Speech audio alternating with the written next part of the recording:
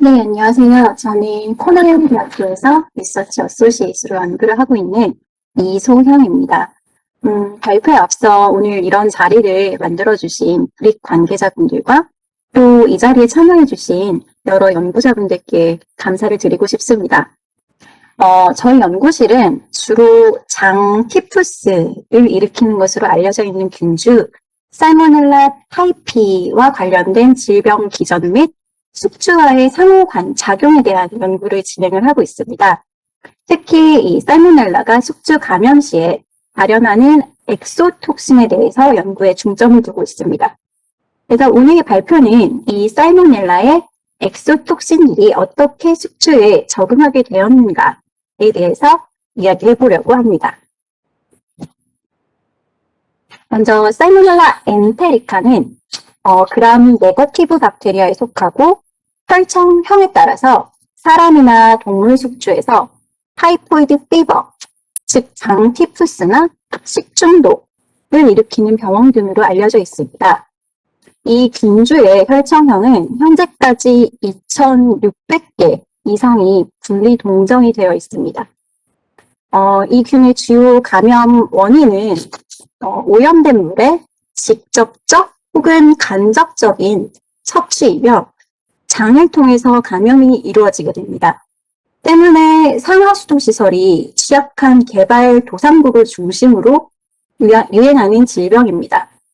지도에서 이렇게 짙은 빨간색으로 표기된 지역이 살모넬라에 의한 질병 발생 건수가 높은 지역을 표기한 것인데, 보시면 아프리카나 인도, 동남아시아 등을 포함을 하고 있습니다.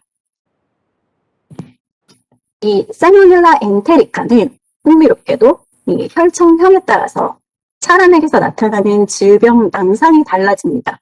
그래서 이를 크게 두 가지 그룹으로 나눌 수가 있는데, 타이포이달 살모넬라와 넌 타이포이달 살모넬라입니다. 이 타이포이달 살모넬라는 살모넬라 타이피와 파라타이피 딱 두 종만을 포함을 하고 있고, 이 이외의 모든 다른 살모넬라 종들은 넌 타이포이달 살모넬라에 속합니다. 따라서 이 식중독을 일으키는 주요한 원인균으로 알려져 있는 살모넬라 타이피 뮤리움이나 혹은 이제 오늘 발표에서 주요하게 다루게 될 살모넬라 자비아나가 이 NTS에 속하게 됩니다. 이 넌 타이포이달 살모넬라가 감염이 시작되는 위치, 즉 위장에서 국소적으로 그 위장염을 일으키는 것과는 달리 타이포이달 살모넬라는 앞서 말씀드린 타이포이드 피버, 즉 장티푸스라는 전신 감염 질병을 일으킵니다. 또한 이 NTS가 인수 공통 감염을 일으키는 것과는 달리 타이포이드 살모넬라는 오직 사람에서만 질병을 일으키는 것으로 알려져 있습니다. 때문에 이 동물 실험이라든가 이런 등의 방법적인 부분에서 제약이 있어서 사실은 이게 굉장히 오래된 역사를 가진 질병임에도 불구하고 아직까지 그 질병 기전에 대한 연구가 잘 이루어지지가 않았습니다. 또한 이 타이포이달 살모넬라는 특이적인 병 독성 인자를 가지고 있는데, 이 박테리아 표면에 존재하는 VI 캡슐러 폴리사카라이드라는 것과 그 다음에 오늘 저희가 주요하게 이야기하게 될 타이포이드 톡신입니다. 타이포이드 톡신에 대해서 조금 더 자세하게 이제 설명을 드리자면, 효소 활성을 가지고 있는 A 서브유닛과 그 다음에 리셉터 바인딩 서브유닛이 연결된 형태의 박테리아 AB 톡신의 일종입니다. 티타누스 톡신이나 콜레라 톡신 등이 바로 이 종류에 속합니다. 그런데 이 타이포이드 톡신은 다른 톡신이 딱 한 개의 엔자이메릭 서브유닛을 가진 것과는 달리 CDTB와 PLTA라는 두 개의 엔자이메릭 서브유닛을 가지고 있는 독특한 형태를 띠고 있습니다. 제일 위쪽에 이 파란색의 CDTB는 DNA즈 활성을 가지고 있는 서브유닛으로 DNA 데미지에 의한 G2M 셀 사이클 어레스트를 일으키게 되고, 궁극적으로는 셀 데스를 일으키게 됩니다. 여기 중간에 위치하는 CDTB와 PLTB의 링크가 되는 PLTA는 그 구조상으로는 펄튜시스 톡신 S1 서브유닛과 굉장히 유사한 구조를 갖는 것으로 확인이 되었습니다.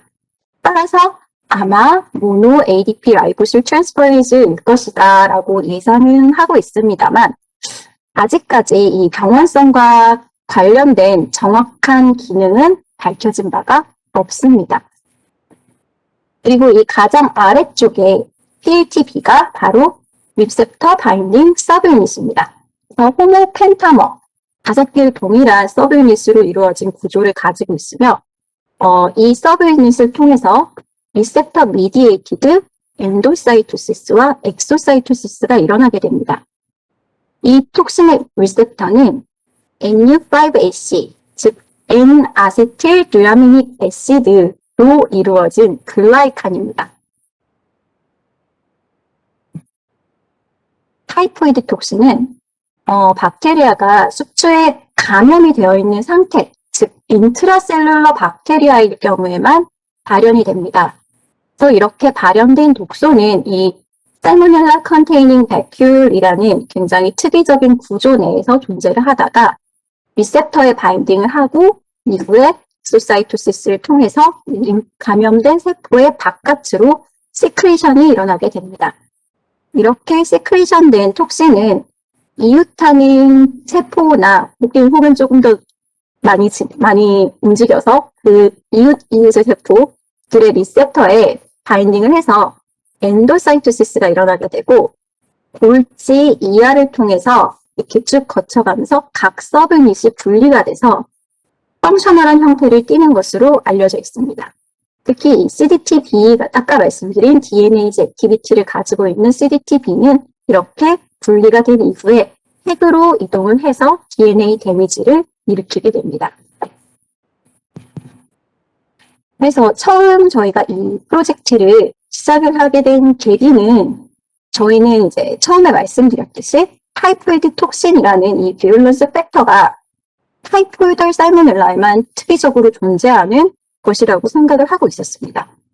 그런데 다른 살모넬라의 지nom을 확인해 보던 중에 일부의 넌 타이포이드 살모넬라들이 이 타이포이드 톡신의 휴몰로그로 생각되는 유전자를 가지고 있는 것이 관찰이 되었습니다.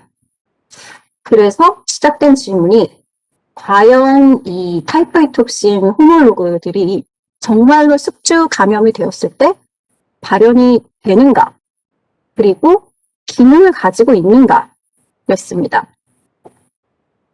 먼저 대답을 해보자면 yes.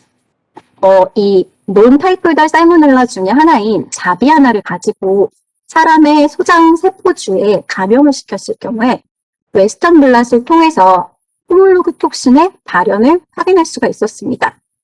이 LB 컬처는 그냥 그 미디아에서 컬처된 박테리아이고 그다음에 사람 세포에 감염이 된 인트라셀룰러 박테리아인 경우에만 이 타이포이드 톡신의 호몰로그 톡신이 시그널이 확인이 되었고 그다음에 위쪽에 DNA 기능은 로딩 컨트롤로 사용을 하였습니다. 뿐만 아니라 이 이뮤노스테이닝을 이용을 해서 이 톡신의 발현을 한 번 더 확인을 하였는데 보시면 이 녹색으로 보이는 이 시그널이 호몰로그 톡신이 염색되어 있는 결과입니다. 그리고 여기에 파란색으로 염색된 부분은 숙주세포의 핵, 그 다음에 빨간색은 염색된 박테리아 자비아나를 나타내는 시그널입니다. 그래서 이제부터 이 타이포이드 톡신 호몰로그를 자비아나 톡신이라고 부르도록 하겠습니다. 그래서 여기서 조금 더 확대된 부분을 보시면 이 자비아나 톡신의 시그널이 박테리아의 모양과 서로 겹치게 존재를 하고 있고 따라서 박테리아 내에서 이 톡신이 실제로 발현이 되고 있다. 그리고 이 박테리아 모양 바깥쪽으로 이렇게 점점이 존재하는 이 녹색 점을 보실 수가 있는데 이거는 톡신의 펑타로 박테리아에서 또 이 톡신이 바깥쪽으로 시크리션이 실제로 이루어지고 있다라는 것까지 확인을 할 수가 있었습니다. 그래서 이 발현이 실제로 된다는 것을 확인을 하였으니 그 다음으로 확인할 부분이 그러면 이 톡신이 정말로 실제로 활성을 가지고 있는가 였습니다. 사실 이 대답을 먼저 말씀을 드리자면 여기에 대한 대답도 yes입니다. 타이포이드 톡신은 앞서 말씀드렸듯이 DNase 활성을 가지고 있는 지노톡신의 일종으로 CDTB 서브유닛이 DNA 데미지를 일으켜서 결국 G2 셀 사이클 어레스트를 가져오는 특징을 가지고 있습니다. 이 G2 셀 사이클 어레스트가 일어나게 되면 일단은 G2 단계에서 세포 분열이 멈추기 때문에 세포의 크기가 정상세포보다 커지고 DNA 양이 2배로 존재를 하게 됩니다. 이때 DNA 염색을 해서 플로우 사이토미터라는 기계로 이 각각의 단일 세포 싱글셀의 DNA 양을 측정을 하게 되면 이 전체 파퓰레이션에서 어떤 셀 사이클에 존재하는 어떤 셀 사이클의 셀이 존재를 하는지를 퍼센트를 낼 수가 있습니다. 그래서 보시면 정상 세포에서는 전체 파퓰레이션에서 약 80% 정도가 G1 셀, G0, G1 사이클로 존재하는 것을 보실 수가 있습니다. 이것과 달리 톡신에 의해서 인톡시케이션이 되는 세포에서는 대부분의 세포가 이렇게 G2M 단계로 존재를 하는 것이 관찰이 됩니다. 자비 하나를 사람의 장상피 세포에 감염을 시킨 결과 감염되지 않은 세포에서 거의 G2의 발현 비율, G2 셀의 그 퍼센티지가 20% 미만으로 확인이 되는 것과는 달리 이 자변화 톡신을 감염시킨 균주에서는 90% 이상이 G2 셀로 존재하는 것이 확인이 되었습니다. 그리고 이 자변화 균주에서 자변화 톡신 유전자를 딜리션한 균주를 감염시킨 세포에서는 이러한 G2 셀 어레스트가 관찰되지 않았습니다. 그리고 다시 이 딜리션 뮤턴트의 자변화 톡신 유전자를 다시 한번 컴플리메이션 시켰을 경우에는 그 활동을 회복하는 것까지 확인을 할 수가 있었습니다. 그래서 오른쪽은 이 동일한 결과를 현미경 관찰로 확인한 내용입니다. 감염된 세포에서 보시면 세포의 크기가 감염되지 않은 세포와 비교했을 때 상당히 커져 있는 것을 관찰하실 수가 있을 겁니다. 그리고 역시 자비아나 톡신이 딜리션된 균주로 감염을 시켰을 경우에는 이러한 세포 크기가 커지는 현상을 관찰할 수가 없습니다. 따라서 실제로 자비아나 톡신이 감염된 세포에서 발현이 되었고 세크리션도 되었고 그리고 기능을 가지고 있다는 것까지 확인을 하였습니다. 그래서 저희는 다음 단계로 동물 실험을 진행을 해보았습니다. 이미 이전의 논문에서 정제된 타이포이드 톡신을 시험용 쥐의 시스테믹 사이트에 투여를 하였을 경우에는 5일에서 7일 정도가 경과하였을 경우에 전부 폐사하는 것을 알고 있었습니다. 그래서 저희는 동량의 자변화 톡신을 쥐에 함께 투여하는 실험을 진행을 하였고 그 결과는 굉장히 놀랍게도 자변화 톡신이 투여된 쥐는 타이포이드 톡신과 다르게 전부 생존하는 것을 관찰할 수 있었습니다. 물론 이 자변화 톡신이 투여된 쥐에서 초기에 체중의 감소가 살짝 관찰이 되기는 하였으나 이후에 나중에 이제 서서히 다시 정상 체중을 회복하는 것이 관찰이 되었습니다. 따라서 이 자변화 톡신은 타이포이드 톡신하고 비교를 했을 때 동물 실험에서 거의 병증을 보이지 않는 것이 관찰이 되었습니다. 그러면 이러한 차이는 과연 뭐 때문에 발생을 하는 걸까? 저희는 타이포이드 톡신과 자변화 톡신의 유전자 염기 서열로 다시 돌아가 봤습니다. 분석 결과 자변화 톡신은 타이포이드 톡신과 비교해서 오직 6개의 아미노애시드 차이를 가지고 있는 것으로 확인이 되었습니다. 이 DNase 활성을 가진 CDTB는 100% 동일했고 이 외에 PLT-A 서브유닛에서 3개, 그 다음에 PLT-B 서브유닛에서 3개의 아미노애시드 차이가 관찰이 되었습니다. 그래서 가지게 된 다음 의문점이 PLT-A와 PLT-B 서브유닛 중에 어떤 유닛이 동물 실험의 독성 차이와 연관이 있는 걸까라는 것이었습니다.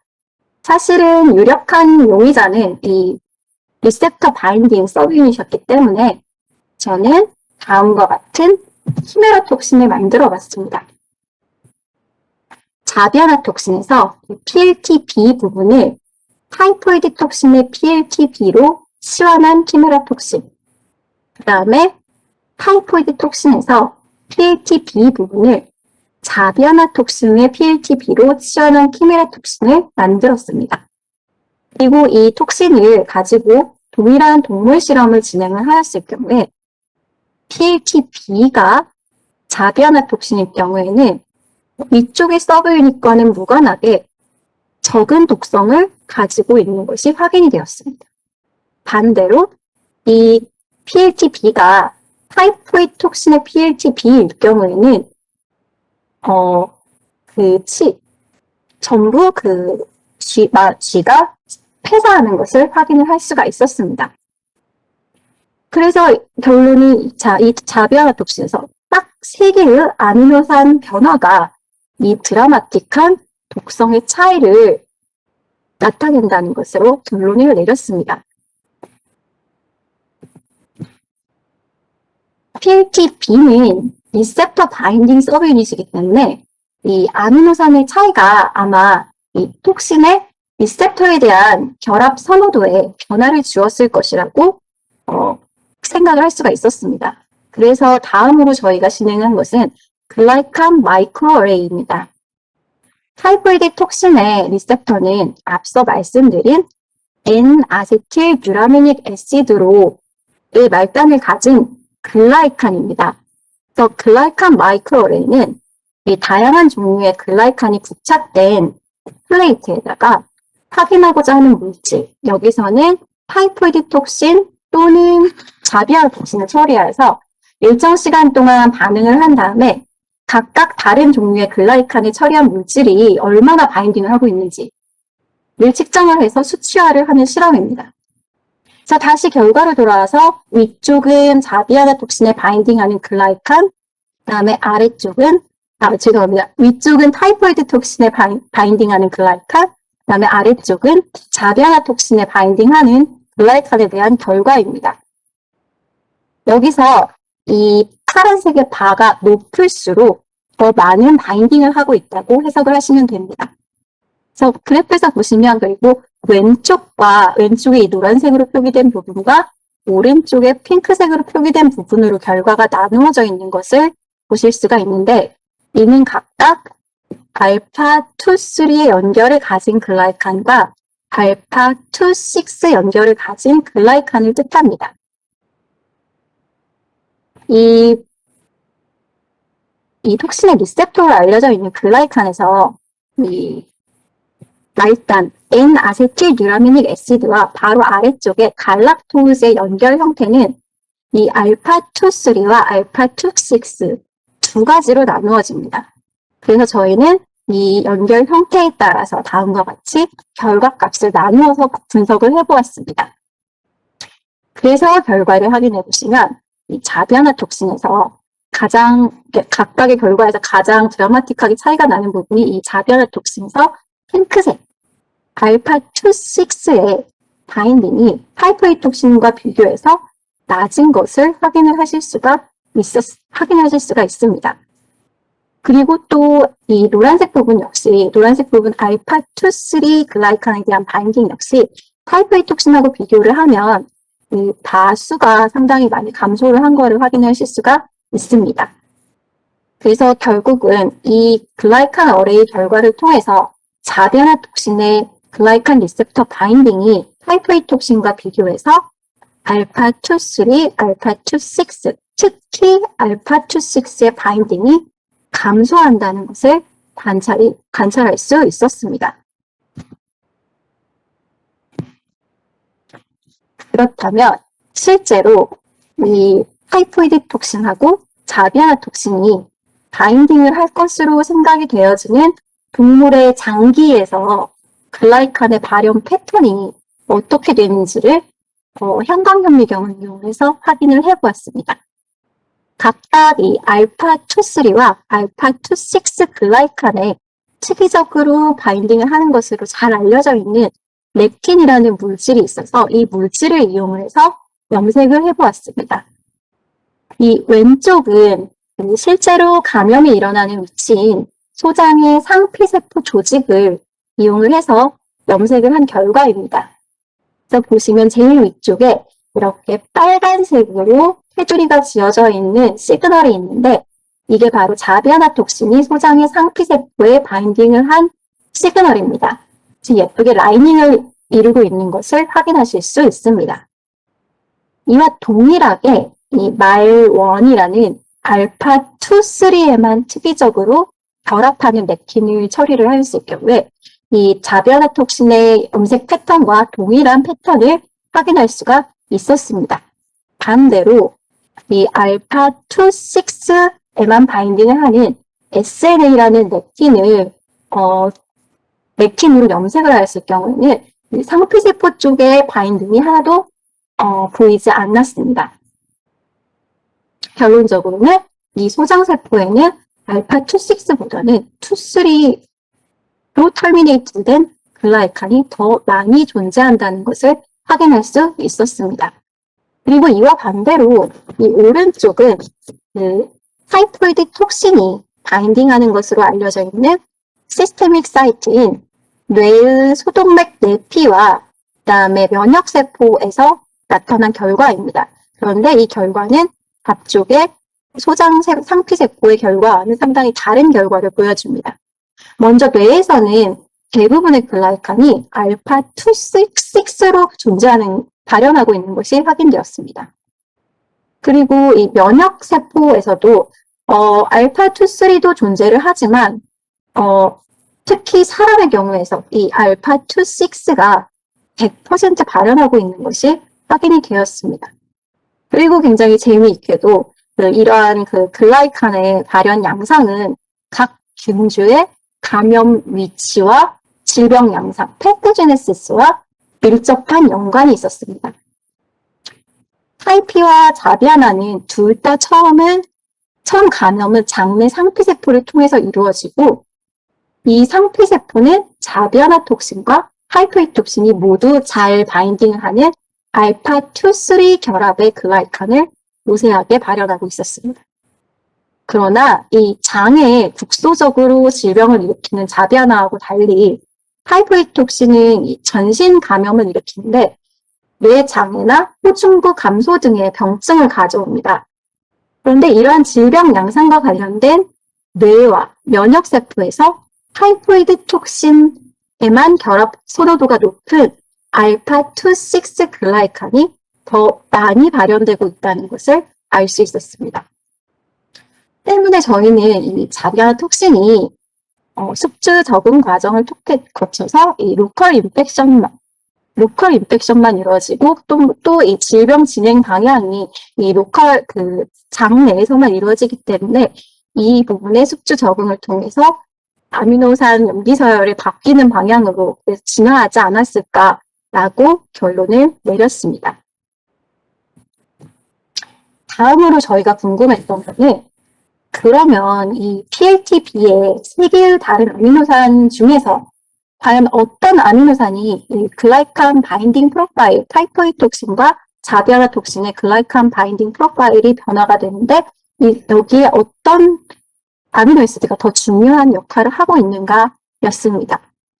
이 자비아나 톡신은 타이포이드 톡신과 비교해서 29번째, 50번째, 65번째의 아미노산이 다른데 이 타이포이드 톡신에서 이제 이 각각의 아미노산을 자비아나 톡신으로 치환한 뮤턴트 톡신을 제작을 했습니다. 그래서 다시 셀 사이클 어레스트를 이용한 실험을 정제된 톡신으로 진행한 결과가 오른쪽에 있습니다. 그래서 자비아나 톡신은 타이포이드 톡신과 비교해서 알파2, 3가 우세하게 발현되는 세포주에서 낮은 독성을 보여줍니다. 그리고 29번과 30번, 죄송합니다. 29번과 50번의 아미노산이 각각 바뀔 경우에 이 타이포이드 톡신의 독성이 자비아나 톡신의 독성 레벨로 감소하는 결과가 확인되었습니다. 그런데 65번이 치환되었을 경우에는 그 독성의 감소가 굉장히 미미했습니다. 그런데 자, 이 알파2,3와 알파2,6를 동시에 발현을 하고 있는 세포주를 이용해서 동일한 실험을 진행을 하였을 경우에는 29번과 50번, 65번의 아미노애시드를 다자변화 톡신으로 각각 치환한 타이프 2 톡신의 결과가 이 자변화 톡신 수준으로 독성이 감소하는 것을 관찰할 수가 있었습니다. 그래서 이 두 결과를 해석을 해보자면 29번과 50번의 아미노산인 이 알파2,3와 바인딩하는 데 중요한 역할을 하고 65번은 알파2,6와의 알파2,6와의 결합에 중요한 역할을 하고 있었습니다. 결론적으로는 이 세 개의 다른 아미노애시드가 전부 글라이칸과의 바인딩에 영향을 미치고 있었고 다만 그 위치에 따라서 반응하는 글라이칸의 종류가 다를 것으로 예상을 해보았습니다. 이러한 결론을 이제 뒷받침하기 위해서 저희는 PLTB와 와일드타입 PLTB와 PLTB 뮤턴트를 이용을 하고 또 알파2,3 글라이칸과 알파2,6 글라이칸을 이용을 해서 엑스레이 크리스탈로그래피를 진행을 하였습니다. 이는 이제 톡신과 글라이칸 리셉터가 실제로 어떻게 바인딩을 하고 있는지 크리스탈을 만들어서 그 구조를 확인할 수 있는 실험입니다. 타이프 2 톡신의 구조는 사실 2014년도에 저희 교수님 논문에서 이미 발표된 바가 있지만 그때는 GD2라는 글라이코리피드를 이용한 결과였고 각각의 이 다른 2,3, 2,6 링크를 가진 글라이칸과는 어떻게 바인딩을 하고 있는지 알려져 있지 않았기 때문에 이 실험을 진행을 하였습니다. 그런데 이 실험에서 굉장히 흥미로운 결과가 관찰이 되었습니다. 이 기존에 알려져 있던 바인딩 사이트, 여기서는 바인딩 사이트 1인데 이 바인딩 포켓 이외에 추가적으로 2개의 바인딩 포켓이 더 관찰이 되어서 타이프 2 톡신이 총 3개의 바인딩 포켓을 가지고 있는 것으로 보였습니다. 그래서 이 바인딩 사이트 2번하고 3번이 정말로 셀룰러 레벨에서 역할을 하고 있는 건지 기능을 하는지를 확인해 보자 하였습니다. 그래서 각 바인딩 사이트에서 이제 그 글라이칸과 상호작용에 중요하게 역할을 할 것으로 예상되는 레지듀를 감추려서 다시 뮤턴트 톡신을 만들었고 이들을 세포지와 반응을 해보았습니다. 역시 셀사이클 어레스트 실험을 이용을 하였고 이제 그 결과 보시면 이 바인딩 사이트 2번에서는 108번, 109번, 113번 아미노애시드의 시환이 이 타이프 2 톡신의 독성을 현저하게 감소시켰고 그 다음에 바인딩 사이트 3번에서는 28번과 29번의 치환이 바인딩 사이트 타이프 2 톡신의 독성을 현저하게 감소시키는 것을 확인할 수가 있었습니다. 즉, 이 새로운 바인딩 사이트에 포함된 아미노산이 톡신의 활성과 연관이 있었습니다. 또 이거는 곧 그 2개의 새로운 바인딩 사이트가 실제로 세포와의 인터랙션에서 역할을 하고 있다는 것을 의미합니다. 이 흥미로운 결과를 바탕으로 다시 이제 각 글라이칸과의 크리스탈로그래피 결과를 확인해 보면 알파2,3 글라이칸은 바인딩 사이트 1번, 2번, 3번과 전부 결합을 하고 있고 알파2,6 글라이칸은 바인딩 사이트 1번에만 결합을 하고 있었습니다. 그리고 뮤턴트 톡신을 가지고 동일한 이 크리스탈로그래피를 진행을 하였을 경우에 29번 뮤턴트 톡신과 이 글라이칸 바인딩을 확인을 해보니 타이프 2 톡신의 아스파라진이 자변화 톡신의 라이신으로 바뀌었을 경우에는 이 길어진 체인에 의해서 추가적인 구조를 형성을 해서 글라이칸이 이 바인딩 사이트로 접근하는 것을 방해하거나 혹은 이 바인딩 자체를 방해하고 있었습니다. 그리고 이 29번 레시주는 바인딩 사이트 3번과 굉장히 인접해서 있었습니다. 앞서 말씀드린 대로 바인딩 사이트 3번은 알파2, 3 글라이칸 바인딩에만 특이적으로 역할을 하는 바인딩 포켓입니다. 그리고 이 50번의 세린을 이 자비아나톡신의 글라이신으로 여기 치환을 시켜가지고 크리스탈로그래피를 진행을 하는데 안타깝게도 이 분석을 위한 크리스탈을 얻을 수가 없었습니다. 그렇지만 보시면 해당 아미노 애시드 역시 위치가 바인딩 사이트 2번과 바인딩 사이트 3번에 굉장히 인접해서 있기 때문에 여기에 뮤테이션이 일어났을 경우에는 알파2, 3의 바인딩에 영향을 줄 것으로 예상을 할 수가 있었습니다. 그리고 이쪽에 65번의 레지주 같은 경우에는 바인딩 사이트 1에 인접해서 위치하고 있었고 65번의 트레오닌이 자비아나톡신의 아이소류신으로 바뀐 경우에는 역시 이 길어진 추가적인 구조가 길어진 체인으로 인해서 추가적인 구조가 생기는데 알파2, 3 같은 경우에는 이 글라이칸의 바인딩이 약간 다른 방향이긴 하지만 여전히 바인딩을 하고 있었습니다. 그렇지만 알파2, 6 같은 경우에는 알파2, 6와 바인딩을 하고 있는 뮤턴트 크리스탈은 발견이 되지 않았습니다.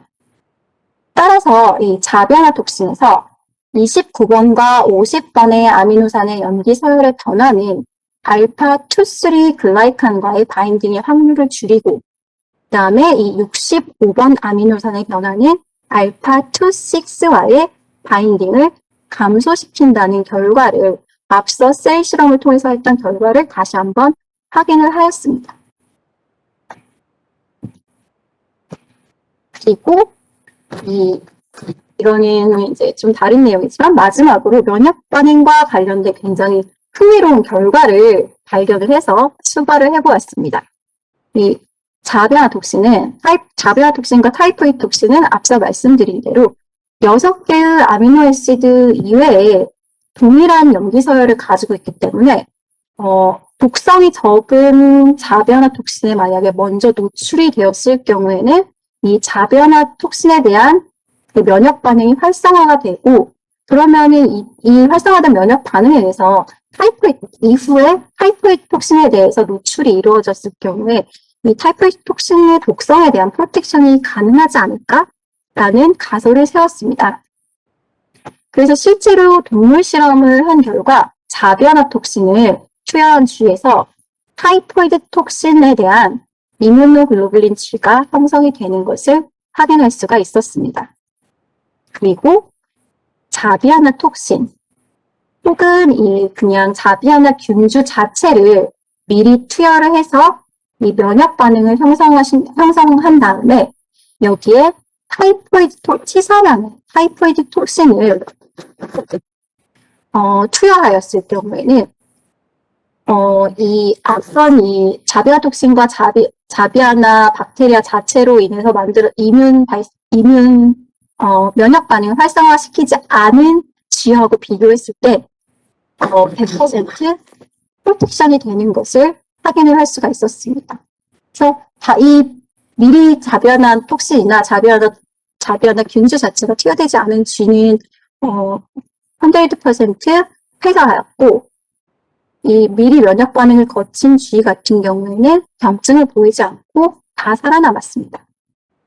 따라서 이를 이제 실제 상황에 적용을 시켜보면 기존에 자비아나에 의한 감염증을 겪은 기록이 있는 사람이 타이피에 감염이 되었을 경우 이제 다른 환자보다 높은 확률로 타이포이드 톡신에 대한 면역을 가지고 있어서 치료가 용이하지 않을까라고 예상을 해보았습니다. 지금까지 내용에서 이제 우리는 이 타이포이드 톡신과 넌 타이포이드 자비아나 톡신이 각각 다른 병증을 보인다는 것을 알게 됐고 이는 리셉터 바인딩 서브유닛인 PATB의 아미노산 염기서열의 차이 때문이라는 것을 확인을 하였습니다. 그리고 이 타이포이드 톡신은 알파2,3와 알파2,6의 글라이칸에 모두 잘 바인딩하는 것과는 달리 자변화 톡신은 알파2,3 글라이칸에 주로 바인딩을 하고 이런 바인딩의 선호도는 각 균주의 병의 진행과 그 증상 패스토제네시스와 연관이 있다는 것을 알 수 있었습니다. 그리고 이러한 것은 아마 이 각 균주가 숙주에 꽤 적응을 하는 과정에서 이런 방향으로 진화해 오지 않았나라고 생각을 할 수가 있었습니다. 또 마지막으로는 이 자변화 톡신은 타이포이드 톡신에 의해서 인톡시케이션이 되었을 때 이 크로스 프로텍션을 가능하게 한다는 내용도 확인을 하였습니다. 이 연구를 진행하는 동안 저희 지도 교수님, 송정민 교수님과 랩 멤버들의 도움을 많이 받았습니다. 그래서 이 자리를 빌려서 감사 인사를 드리고 싶습니다. 그리고 또한 저희 글라이칸 마이크로 어레이 에세이는 이 스크립트 리서치 인스티튜트의 제임스 칼슨 교수님과 앤드류 탐슨 박사님과 공동 연구를 진행한 결과이고, 그 다음에 크리스탈로그래피 실험은 같은 대학의 션 밀라누 박사님과 공동 연구를 진행하였습니다. 여기까지 경청해 주셔서 감사합니다.